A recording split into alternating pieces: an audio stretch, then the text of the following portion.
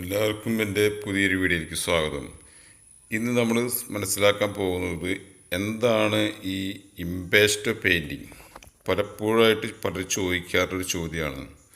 Impasto painting എന്നൊക്കെ പറഞ്ഞു കഴിഞ്ഞാൽ എന്താ സംഭവം. ഇവിടെ ഇടത് ഭാഗത്ത് ഞാൻ കൊടുത്തിട്ടുള്ള ഒരു ചിത്രം നമ്മുടെ ലോക പ്രശസ്തനായിട്ടുള്ള വിൻസെൻ്റ് വാൻ ഗോഗിൻ്റെ സൂര്യകാന്തി പൂക്കളാണ്. അതിൻ്റെ പ്രത്യേകതകൾ എന്താണെന്ന് വെച്ച് കഴിഞ്ഞാലും ഇപ്പോൾ അദ്ദേഹത്തിൻ്റെ മറ്റൊരു സ്റ്റാറി നൈറ്റ് എന്ന് പറഞ്ഞിട്ട് ആകാശത്തെ രാത്രി കാണുന്നൊരു ഫീലാണ്. ഇതിലൊക്കെ ബ്രഷ് സ്ട്രോക്ക് ഒരു പ്രത്യേക രീതിയിൽ കൊണ്ടുവരികയാണ് ചെയ്തിട്ടുള്ളത്. അതായത് ഒരു റിതം എന്ന് പറയാം, ഒരു ഒഴുക്ക്. പിന്നെ അദ്ദേഹത്തിൻ്റെ മാനസികമായിട്ടുള്ള ആ ഒരു വികാരം അതിൽ പ്രകടിപ്പിക്കുകയാണ്. അതായത് ആത്മാവിഷ്കാരം എന്നൊക്കെ പറയാം. ഇത്തരത്തിലുള്ള ഒന്നിനെയാണ് നമ്മൾ പറയുന്ന ഈ പറഞ്ഞ ഇംപാസ്റ്റോ പെയിൻറ്റിങ്ങിൻ്റെ ഒരു ഒരു എന്താ പറയുക, ഒരു ശൈലി.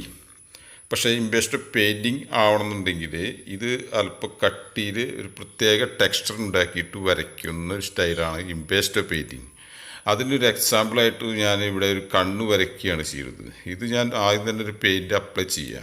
അത് ചെയ്തതിന് ശേഷം കട്ടിയിൽ നമ്മളിങ്ങനെ പെയിൻറ്റ് പിന്നീട് ചെയ്യും. ആ പെയിൻറ്റിങ്ങിൽ ഉണ്ടാക്കുന്ന ആ ഒരു ടെക്സ്ചറാണ് നമ്മൾ ഇംപാസ്റ്റോ പെയിൻറ്റിങ് എന്നുള്ള ആശയം കൊണ്ടുവരുന്നത്. ഓക്കെ.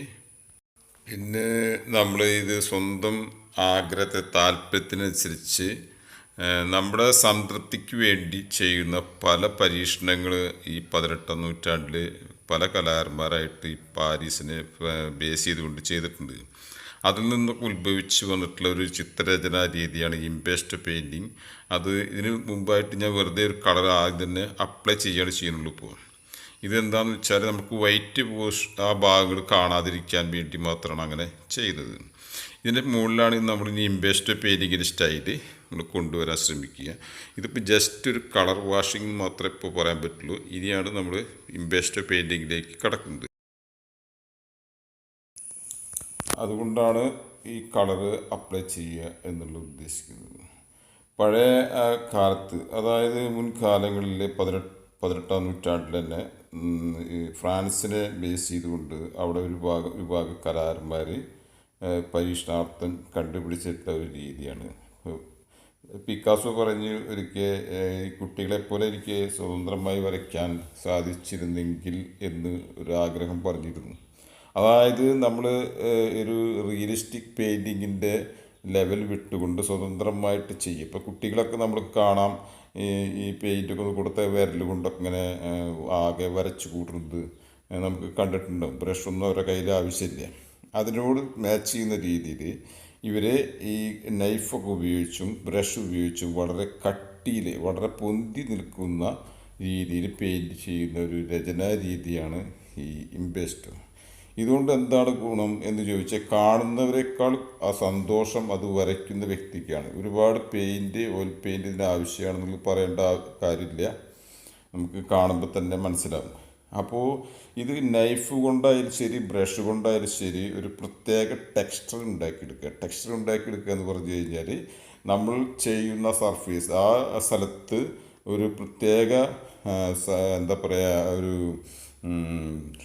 അതായത് ഒരു പ്രതലം പെയിൻറ് കൊണ്ട് ഉണ്ടാക്കിയെടുക്കുകയാണ്.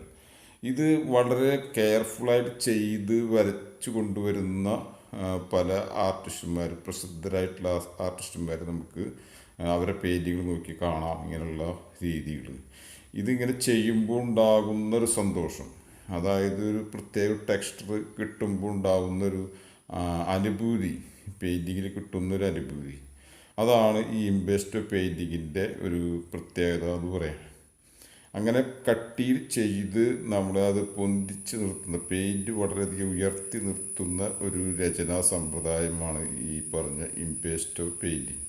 ഇപ്പം നമ്മൾ ആരെയും ചോദിക്കും, ഇവിടെ എന്തിനാണ് ഇങ്ങനെയൊക്കെ ചെയ്യുന്നത്, ഇതുകൊണ്ട് എന്താണ് ഗുണമുള്ളത് എന്നൊക്കെ ചിലപ്പോൾ ഒരു സംശയം തോന്നാം. ഇതിങ്ങനെ ചെയ്യുമ്പോൾ ഒരു പ്രത്യേക, നേരത്തെ ഞാൻ വിൻസെൻ്റ് വാൻ ഗോഗിൻ്റെ പെയിൻറ്റിങ്ങിന് ഒരു എക്സാമ്പിൾ കാണിച്ചു, സൂര്യകാന്തി പൂവ്. ഈ സൂര്യകാന്തി പൂവെന്നൊക്കെ പറഞ്ഞു കഴിഞ്ഞാൽ ലോകപ്രസിദ്ധമായിട്ടൊരു ചിത്രരചനയാണത്, ഒരു പെയിൻറ്റിങ്ങാണത്. അത്രയും പ്രസിദ്ധി വരാനുള്ള കാരണം ആ പെയിൻറ്റിങ്ങിൻ്റെ പ്രത്യേകതയാണ്. അദ്ദേഹം അതൊരു വളരെ റിയലിസ്റ്റിക്കിനോട് ടച്ച് ചെയ്യുന്നുണ്ടെങ്കിൽ പോലും അത്രമാത്രം റിയലിസ്റ്റിക് അല്ല. ഇത്തരത്തിലുള്ള ആത്മാവിഷ്കാരം നമ്മുടെ മനസ്സിൽ എന്താണ് നമുക്കൊരു സന്തോഷം കിട്ടുന്നത്, പെയിൻറ്റിങ് എങ്ങനെയൊക്കെ ചെയ്താലാണ് നമുക്ക് സംതൃപ്തി സന്തോഷമൊക്കെ ലഭിക്കുന്നത്, ആ രീതിക്ക് പ്രാധാന്യം കൊടുത്ത് ഇവിടെ കാണികൾക്ക് യാതൊരു സ്ഥാനവുമില്ല. വരയ്ക്കുന്ന വ്യക്തിക്ക് കിട്ടുന്ന ആത്മസംതൃപ്തി സന്തോഷമാണ് ഇതിൽ ഏറ്റവും മുന്നിട്ട് നിൽക്കുന്നത്. അത്തരത്തിലുള്ളൊരു പെയിൻറ്റിങ് രീതിയാണ് ഈ പറഞ്ഞ ഇംപെസ്റ്റോ പെയിൻറ്റിങ്. ഇംപെസ്റ്റോ പെയിൻറ്റിങ് എന്ന് പറഞ്ഞാൽ മെയിനായിട്ട് ഒരു ടെക്സ്ചർ ഉണ്ടാക്കിയെടുക്കുക എന്നുള്ളതാണ്. ആ ടെക്സ്ചർ ഉണ്ടാക്കിയെടുക്കാൻ പല മാർഗ്ഗങ്ങളും ഉപയോഗിക്കുന്നുണ്ട്. ഇവിടെ നൈഫ് മാത്രമാണ് ഞാൻ ഉപയോഗിച്ചിട്ടുള്ളത്. ചില ആളുകൾ ഈ വിരൽ കൊണ്ട് തന്നെ പെയിൻറ്റ് കോരിയെടുത്ത് നമ്മൾ ഈ ജാമ് കൈകാര്യം ചെയ്യുന്ന പരുവത്തിൽ ചെയ്യുന്നൊരു രീതിയിലൊക്കെ ഉണ്ട്. വിരൽ കൊണ്ട് തന്നെ ഫിംഗർ പെയിൻറ്റിങ് ഒക്കെ പറയുന്നത് ഇതിനോട് മറ്റൊരു അവതാരമാണ് ഈ ഫിംഗർ പെയിൻറ്റിങ്. അത് ഇതേമാതിരി പെയിൻറ്റ് കണ്ടമാനം കട്ടിയിൽ വെച്ച് തേച്ച് പിടിപ്പിക്കുകയാണ് അവർ ചെയ്യുന്നത്. സിമെൻറ്റ് പണി ചെയ്യുന്ന മാതിരി തന്നെ ഒരു പരിക്കൻ തേക്കുന്നൊരു സ്റ്റൈലിൽ. അപ്പോൾ ഇത് ഒരു പ്രത്യേക രീതിയിൽ ഒരു പ്രത്യേക ഭാഗത്തേക്കായിട്ട് ഒഴുക്കൻ മട്ടിൽ ഇപ്പോൾ ഒരാളെ കണ്ണു വരയ്ക്കുക അല്ലെങ്കിൽ ഒരു മുഖം വരയ്ക്കുകയാണെന്നുണ്ടെങ്കിൽ ഏതെങ്കിലും ഒരു ഭാഗത്ത് നിന്ന് ഇങ്ങനെ പെയിൻറ്റിങ്ങിനെ മുഖത്ത് കിടന്ന് ഇങ്ങനെ സഞ്ചരിക്കുന്നൊരു ഫീൽ ഉണ്ടാക്കുകയാണ്. അങ്ങനെ സഞ്ചരിച്ചു കൊണ്ടിരിക്കുന്നൊരു ഫീല്, അതിനെ നമ്മൾ ഈ പറയുന്ന താളം എന്നൊക്കെ പറയുന്ന റിതം, അങ്ങനെയൊക്കെ പറയുന്നൊരു പ്രത്യേക ഒരു ടെക്സ്ചർ, ഒരു ഫീൽ ഉണ്ടാക്കിയെടുക്കുന്ന ഒരു പെയിൻറ്റിങ് രീതിയാണ് ഈ ഇംപെസ്റ്റോ പെയിൻറ്റിങ്. ഇത് നമുക്ക് കൂടുതൽ സന്തോഷം ലഭിക്കണമെങ്കിൽ ഇത്തരത്തിലുള്ളൊരു പെയിൻറ്റിങ് ഇത് കാണുന്ന ഓരോ വ്യക്തിയും വേറെ ഏതെങ്കിലും സബ്ജക്റ്റ്, സൂര്യകാന്തി പൂവ് അല്ലെങ്കിൽ കണ്ണോ അല്ലെങ്കിൽ വേറെ ഏതെങ്കിലും ഒരു ഫ്ലവർ തന്നെ അല്ലെങ്കിൽ വേറെ ഏതെങ്കിലും സബ്ജക്റ്റ് നമ്മളതുപോലെ ചെറിയൊരു രീതിയിൽ വരയ്ക്കുക. ഒരുപാട് ഒരു പെയിൻറ്റ് സ്റ്റോക്ക് വേണം. പെയിൻറ്റ് അത്യാവശ്യത്തിന് വേണ്ടുവരുന്ന സംഭവമാണ്. ഇവിടെ ഞാൻ ബ്രഷും കൊണ്ട് ഉപയോഗിച്ചിട്ടുണ്ട്. ബ്രഷ് ഇവിടെ കട്ടിയിലാണ് പെയിൻറ്റ് വെച്ച് തേക്കുന്നത്. ഈ പറഞ്ഞ മാതിരിയുള്ള സ്ട്രോക്കുകൾ വളരെ കട്ടിയിലുള്ള ഒരു തരം സ്ട്രോക്ക് സ്റ്റൈല് ഉണ്ടാക്കിയെടുക്കുകയാണ് ഇപ്പോൾ ചെയ്തുകൊണ്ടിരിക്കുന്നത്. ഇത് നമുക്ക് എപ്പോഴും സന്തോഷം കിട്ടുന്ന ആ വരയ്ക്കുന്ന വ്യക്തിക്ക് മാത്രം സ്വതന്ത്രമായി നിഷ്കളങ്കമായിട്ട് ഇങ്ങനെ വരച്ച് കൊണ്ടുവരുന്ന ഒരു സ്റ്റൈലാണ് ഇംപെസ്റ്റോ പെയിൻറ്റിങ്ങിൻ്റെ ഒരു പ്രത്യേകത. ഇതിങ്ങനെ പരീക്ഷണങ്ങൾ നമുക്കിതുപോലെ തന്നെ പലതരം പരീക്ഷണങ്ങൾ നടത്താവുന്നതാണ്. ഇതുപോലെ തന്നെ പെയിൻറ്റിങ് ചെയ്തിട്ട് നിങ്ങൾക്ക് നിങ്ങളുടെ അഭിപ്രായം, നിങ്ങൾക്ക് സന്തോഷം എങ്ങനെ ലഭിക്കുന്നുണ്ടോ, ഇതിലെന്തെങ്കിലും ഒരു പ്രത്യേകത തോന്നുന്നുണ്ടെങ്കിൽ കമൻറ്റ് ചെയ്യാൻ മറക്കരുത്. അതുപോലെ തന്നെ ഈ ചിത്രത്തിനെ പറ്റിയിട്ട് നിങ്ങളുടെ അഭിപ്രായം കമൻറ്റിൽ രേഖപ്പെടുത്തുക. എന്തെങ്കിലും അറിയാൻ താല്പര്യമുള്ളവർക്കും കമൻറ്റ് ചെയ്യാവുന്നതാണ്. ഒരുപാട് പെയിൻറ്റിങ്ങൾ, പോർട്രേറ്റ് പെയിൻറ്റിങ്ങൾ ഞാൻ വഴിയെ ചെയ്യുന്നതാണ്. അതുപോലെ തന്നെ ഇംപെസ്റ്റോ സ്റ്റൈലിൽ ഫോട്ടോ വേണമെങ്കിൽ വരയ്ക്കാം. പക്ഷേ ഇത് തന്നെയാണ് അതിലും വരാൻ പോകുന്നത്. അതുകൊണ്ട് പെയിൻറ്റിങ് എന്തൊക്കെ രീതികളാണെന്നുള്ളത് ഇനി വരുന്ന വീഡിയോസുകളിൽ ഞാൻ വിവരിക്കുന്നതായിരിക്കും. ഒരുപാട് പെയിൻറ്റിങ് രീതികൾ, ഒരുപാട് പെയിൻറ്റിങ് സ്റ്റൈൽ നമ്മൾ കൊണ്ടുവരാൻ ശ്രമിക്കുന്നതാണ്. എല്ലാവർക്കും ഈ വീഡിയോ ഇഷ്ടപ്പെട്ടു എന്നുണ്ടെങ്കിൽ ലൈക്ക് ചെയ്യാൻ മറക്കരുത്. അതുപോലെ തന്നെ നിങ്ങളുടെ കൂട്ടുകാരിൽ പഠിക്കാൻ താല്പര്യമുള്ള ചിത്രകലയുടെ വിവിധ വശങ്ങളെപ്പറ്റി, പല ഇസങ്ങളെപ്പറ്റി മനസ്സിലാക്കാനും അതേമാതിരി വരയ്ക്കാനും താല്പര്യമുള്ള വ്യക്തികൾ അവർക്കിത് ഷെയർ ചെയ്യാനും മറക്കരുത്. നിങ്ങളുടെ സുഹൃത്തുക്കളെ ഇത് സബ്സ്ക്രൈബ് ചെയ്യാനും ചെയ്യിക്കാനൊക്കെ മറക്കരുത്. അതുപോലെ തന്നെ പല രീതിയിലുള്ള ജലച്ചായ പെയിൻറ്റിങ്ങുകൾ ഞാൻ ചെയ്തിട്ടുണ്ട്.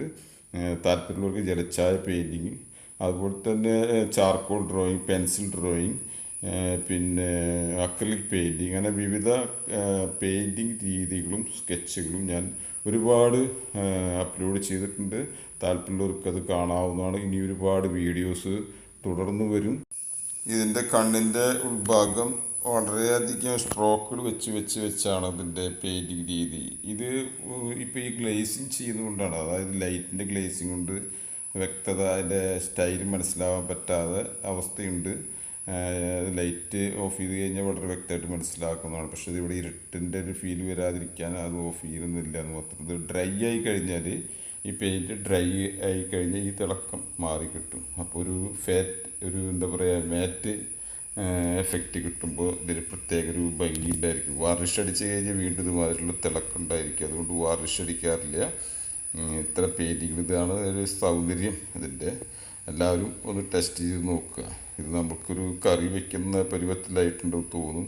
പക്ഷെ ഇതാണ് അതിൻ്റെ സ്റ്റൈൽ. ഇംപാസ്റ്റോ പെയിൻറ്റിങ് എന്ന് പറഞ്ഞാൽ ഇതൊരുപാട് രീതി പോലെ നമുക്ക് വരച്ചെടുക്കാൻ പറ്റും. ഒരുപാട് രീതി പോലെ വരച്ചെടുക്കാമെന്ന് പറയാൻ കാരണം ഇതിപ്പോൾ ബ്രഷ് കൊണ്ട് മാത്രമാണ് ചെയ്യുന്നത്.